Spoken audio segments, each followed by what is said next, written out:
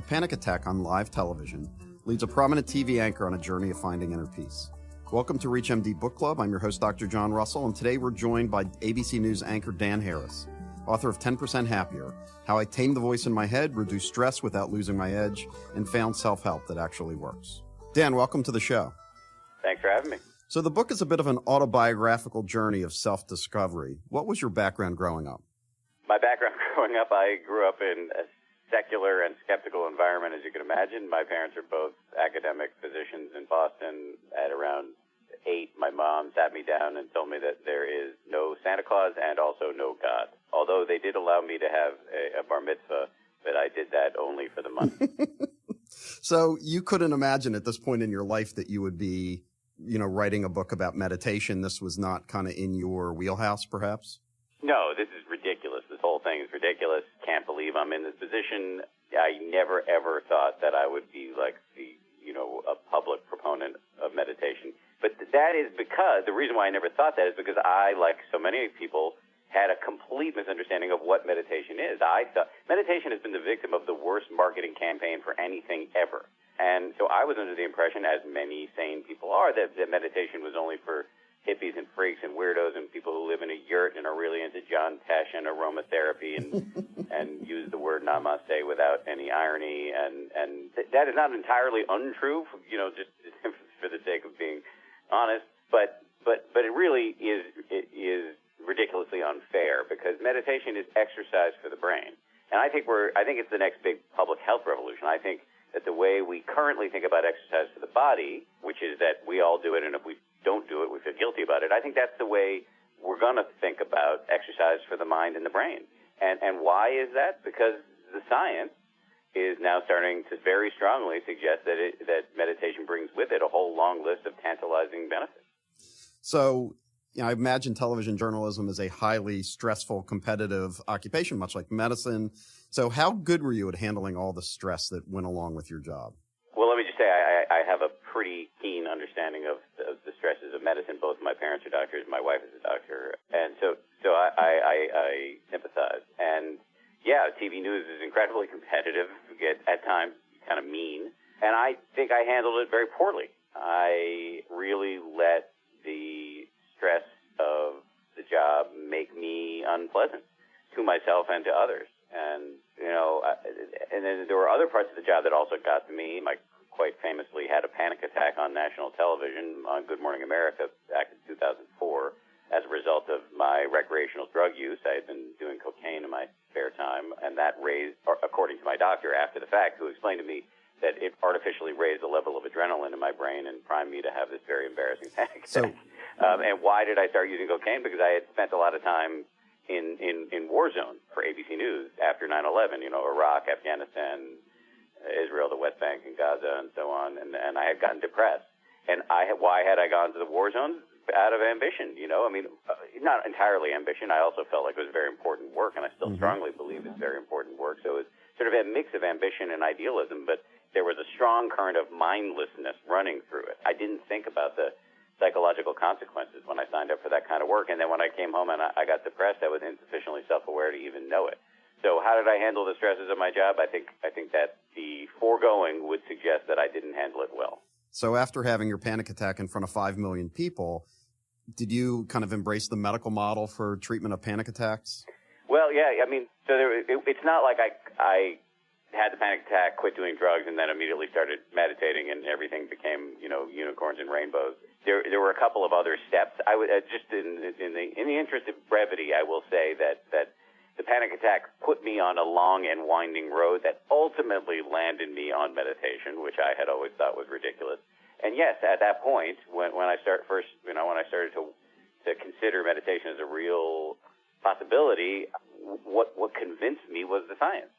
And I think the science really is in danger at times of being hyped. And I don't want to be part of that.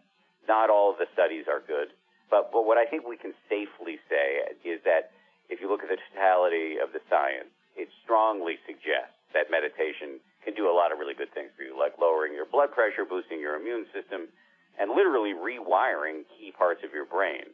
Now, having said all of that, I think science, because it is the lingua franca in our culture, and certainly for your audience of physicians, it will, I think, carry a lot of weight. But you don't, you may start meditating because of the science, and I think that's a very good reason to start. It's why executives and lawyers and doctors and scientists and entertainers and athletes are now meditating. So you may start because of the science, but you don't keep meditating because you think your prefrontal cortex is changing. You keep meditating because you're less of an asshole than you used to be, both to yourself and others. And that is the game change. And that is the reason people get into this. And what do I mean by that? What do I mean by being less of a jerk? What meditation does is it changes the relationship between you and the voice in your head. And when I talk about the voice in the head, I'm not talking about schizophrenia or hearing voices. I'm talking about your inner narrator, the inner you that chases you out of bed in the morning and is yammering at you all day long, has you constantly wanting stuff, not wanting stuff, judging people, judging your patients, judging your colleagues, judging yourself, comparing yourself to other people. Here's one of the hallmarks, thinking about the past or thinking about the future to the detriment of whatever is right in front of you, whether it's your patient or your child or your spouse. And when you're unaware of this nonstop conversation that you are having with yourself, it yanks you around. This is why we eat when we're not hungry, or we're checking our email in the middle of a conversation with another human being, or we're losing our temper when we don't really need to. And what meditation does is help you. It doesn't stop the voice. You don't clear the mind. That's a misconception, which we should talk about. But what meditation does is help you give a different relationship, help you develop a different relationship to that voice in your head, so that it doesn't, to repeat a phrase, so it doesn't yank you around.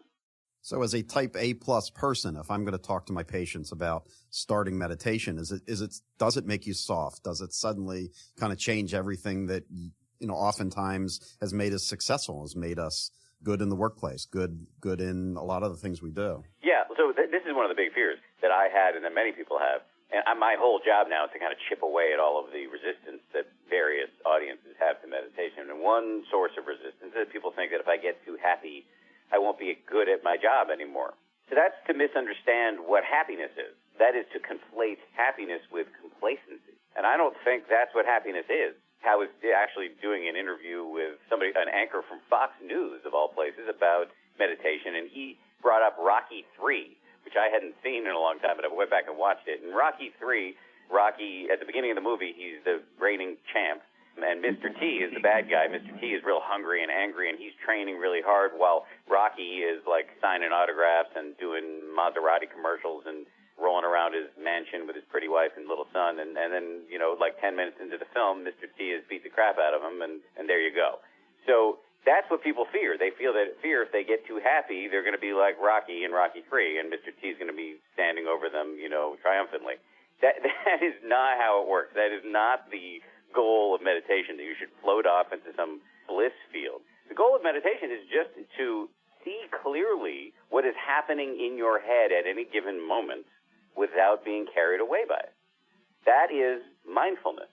Mindfulness is the skill of knowing what's happening in your skull at any given moment without necessarily taking the bait and acting on it.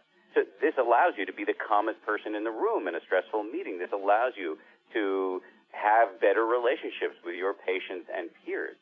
This allows you to stop wasting energy on useless rumination and anger and jealousy, all of which makes you maximally resilient, much more popular, and I believe much more successful. And I put this to work in my own career. You could look at me and say, hey, Dan, it's not like you're Peter Jennings. You're not anchoring the evening newscast or anything like that.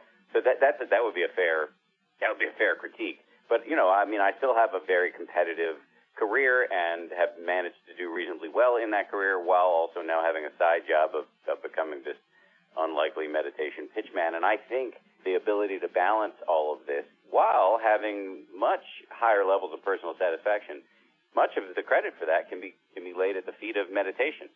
But I am not a meditation purist. I think that meditation should just be one arrow in your quiver. I think, the other sources of my happiness and I think success are I married very well, I get enough sleep, I exercise a lot, I have really good relationships in my life, and, I'm almost 45, and that kind of maturation has, I think, shaved the edges off the rather kind of impetuous guy that I was as a younger reporter. If you're just tuning in, you're listening to ReachMD Book Club. We are talking with ABC News anchor Dan Harris about his book, 10% Happier. So as part of your journey, you meet all the thought leaders with regard to meditation, and you really have kind of a different kind of journey towards this than most of our patients are going to have. So if I was in a patient's room and someone's kind of suffering from their monkey mind, as you write about, Buddha's monkey mind, how should I tell them to start? What would be some good kind of very practical advice for someone who wants to add some mindfulness to their life? So talking to people about meditation is very tricky because nothing is more, sort of off-putting than having somebody preach to you about meditation. I like to think about the cartoon that ran in the New Yorker recently. It had two women having lunch, and one of them says to the other, "I've been gluten-free for a week, and I'm already annoying." And, I fear that can happen with meditation. So I personally, unless asked, I mean, you called me up and asked me to talk about meditation, so I'll talk until the cows come home about it. But I don't preach it to people unsolicited. Like my wife doesn't meditate, and, I've been meditating for 7 years, and I'm not on her about it because I know that if I was, that she would never do it. That being said, you're a doctor, and your audience, your doctor, so what you say carries a lot more weight. So I actually think you and your audience actually are in a position to talk about meditation without being annoying and actually with some real impact. So my advice, and I'm just flying from the seat of my pants here, would be to suggest it lightly. Having the white coat will give you an enormous amount of authority that will allow you to do it in ways that somebody you meet at a cocktail party can't. But I would suggest it lightly, and I would lean heavily on the science. Lowering blood pressure, kind of having better relationships, doing better with depression and anxiety, kind of all those things probably would make sense to our patients. But we'll prescribe people exercise. So, and you kind of started our conversation saying, this is where we're going. And so if I'm sitting down and saying to someone, and you have a very nice appendix in the book, if someone really wanted to just take the book and take that as a little bit of a starter guide.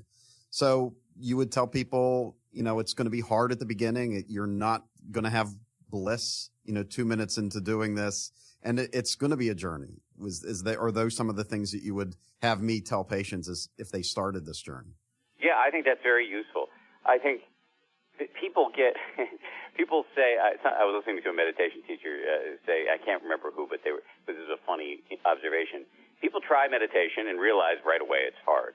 And many people say, well, I tried it and I can't do it. That would be like you picked up the violin and were like, I can't play Mozart, so I can't do this. That's ridiculous. Meditation is a real skill. And so just because you try it the first time and feel like you're not doing well, that doesn't mean you never will, and that the exercise is useless. So that's one thing. I think you just prepare people that, the first time you do it, it's going to be a little awkward, like learning any new skill. But the other thing is that people need to know that they don't have to clear the mind. I hear all the time people say to me, yeah, I want to meditate, but you don't understand, Dan, my mind is too busy. I can't do this. And I call this the fallacy of uniqueness, because people think that their minds are uniquely busy. The good news and the bad news is you're not special.